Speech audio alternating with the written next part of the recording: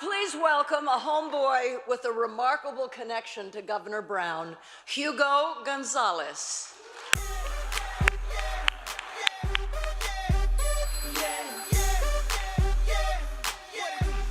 Wow, I'm noticing they even put a step up for me.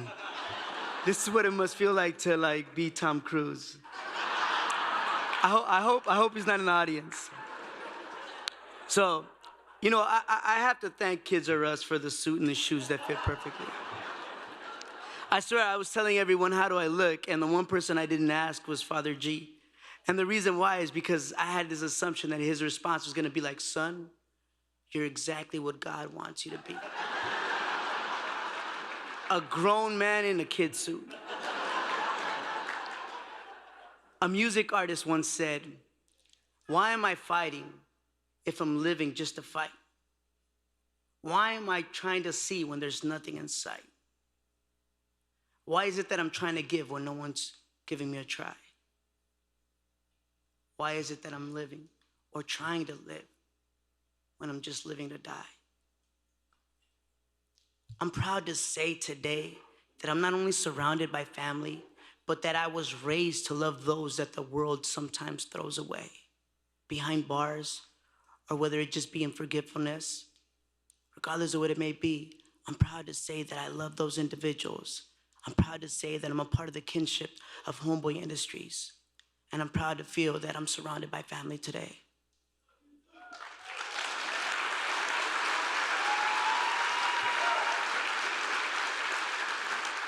We are gathered here today as one for a purpose that's a lot greater than just one. And our perspectives, everyone's perspective in this room, grows into limitless possibilities. I'll be the first one to admit that I made a lot of wrong decisions in my life. But those decisions have given me experiences that have helped me mature and that have made me make better decisions. At the age of 16, I was charged, tried, and sentenced to an adult prison, doing multiple life sentences. And I really didn't think I was ever gonna get out. And I told myself, I spent years waiting for a second chance, waiting for the day that the doors just magically open up. And that day wasn't coming. I've come to learn that life isn't really about waiting for a second chance. It's about taking chances worth taking, valuing myself, and at the same time, valuing everybody around me. I spent 18 and a half years in prison. But during those 18 and a half years, I matured as a man built for others. And that played a vital part in my life for me to be able to be comfortable with my true self and no longer pretend to be someone that I'm not. Then something amazing happened. A person with a vision that wasn't timid to say, an honest government isn't enough. We also have to be effective. A human being that believes in redemption and goes beyond just talking about it. He actually puts his name on it.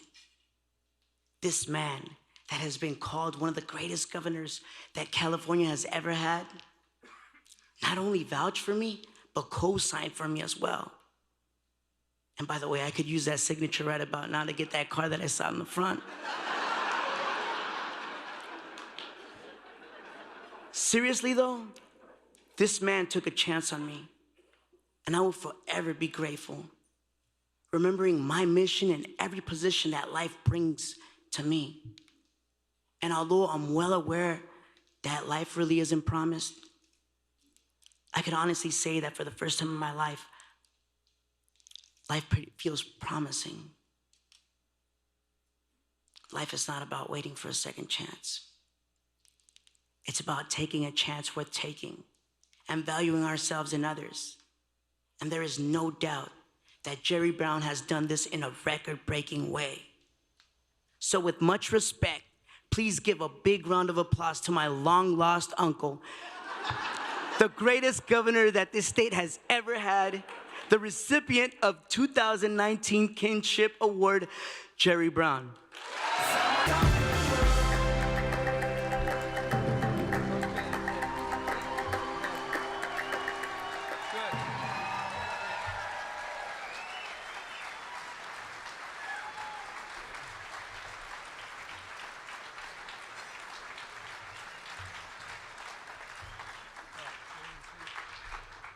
I guess I'm supposed to say something here. Let me turn these lights up a little bit so I can see you a little more than you see me.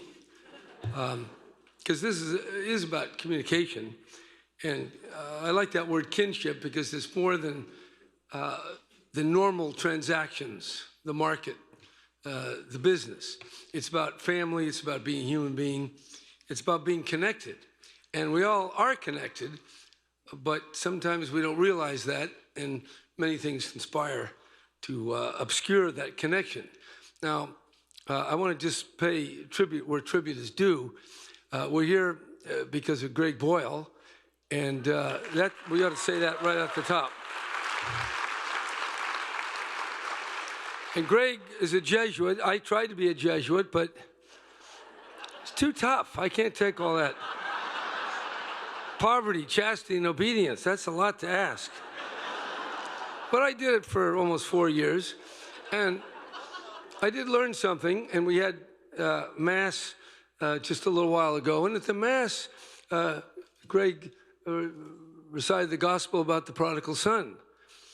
And the prodigal son, of course, is not a very likable fellow. He takes his cut of the father's estate and gets the hell out of there, lives a life of debauchery. Then when he has nothing left, he wants to come back. But his father lets him back. Not because that's a cost-benefit conclusion, but no. It's not because there's a program, not because it's evidence-based.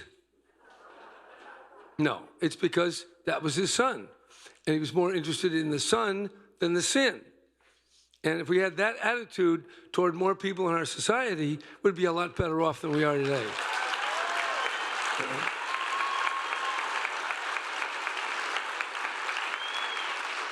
If you think of how you treat your brother, or your sister, or your father, your mother, maybe your cousin, when they do something wrong, yeah, you react, but you treat them a lot better than you treat a stranger. And what we have is a whole society of strangers. So the way we treat them is with this incredible impersonal system of trial and punishment and cages and all this process. And really, if we thought of ourselves as part of one family, we'd have more empathy and we'd have more insight, and we'd see in the other person we ourselves. Because, you know, there's no perfect people here. Everybody's got a little sin and evil in them. And that's why I don't even like all this honor business, because we all have feet of clay. We're all in the world, and we all need forgiveness. And we all strive, or we should, for redemption. And what we're facing today is when somebody does something wrong, that act becomes their essence in the minds of the system. If you killed somebody or stole something, you're a murderer or you're a thief. No, not really. You are a human being. You're a child of God who did something wrong, but you're still a child of God. You're still a human being. So that's the concept of redemption. And some things, you know, don't allow for redemption. You know, like the death penalty, that doesn't allow for any redemption. Life without parole doesn't allow for redemption. And I think any system that has no hope in it is not a system we want to be a part of. That's a bad system.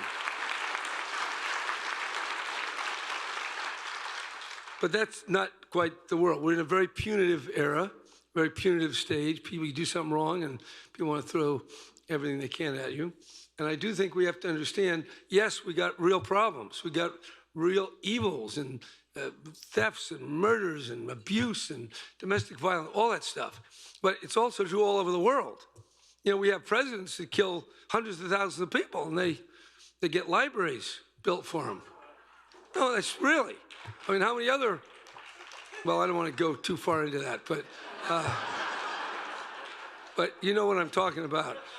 The guys up at the top, and they're mostly guys, you know, they ought to be a little more humble, a little more forgiving about everybody else. And that really is what I think HomeBoys is all about, and what I want to see our state all about.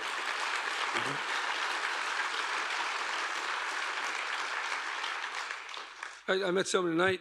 He said, oh, he was a lifer and he got out of prison. I said, oh, I must have paroled you. No, I denied his parole.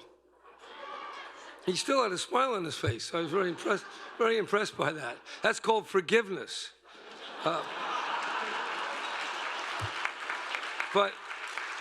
as a good politician, I always like to, a little bit here, a little bit there. So I said no, but then he went to court, and then a nice judge by the name of Ryan reversed me. And unlike the previous governor, I'd never appealed. I always felt if I said no and a judge said yes, then that's it. We're not going to appeal. So we got out. But as the years went on and I got older, I guess I got more compassionate because toward the end, I didn't reject any paroles. In fact, if you add them all up, I probably approved over 5,000 lifer paroles. But of course, that's a drop in the bucket to the 126,000 people who are in the joint right now. So yeah, there's some pretty dangerous people there. There are crazy people there. There are drug-crazed people there. So it's not something you can handle, too simplistically. But we can make a lot better, and we can do a lot better than we're doing now. And we have to do things. The sentencing is too long. But even when you're in prison, prison is a punishment. But what is punishment? What are you trying to achieve? Is punishment vengeance? Is it justice?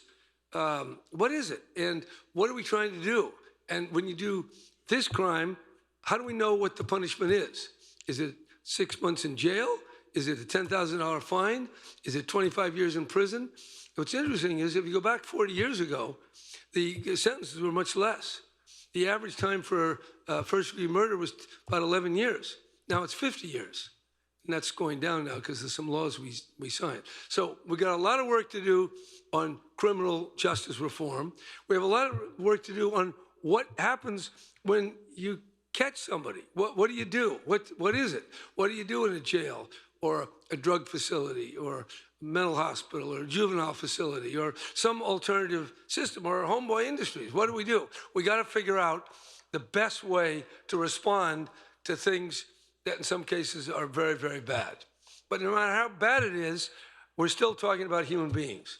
And so I think what is best here, and Father Greg has really exemplified that, in the spirit of St. Ignatius, who started the Jesuits, thinking about others, not trying for your own glory, but realize we are kin, we are connected. What we do to the other, we do to ourselves. So since we're all in it together, let's make it work for all of us. Thank you.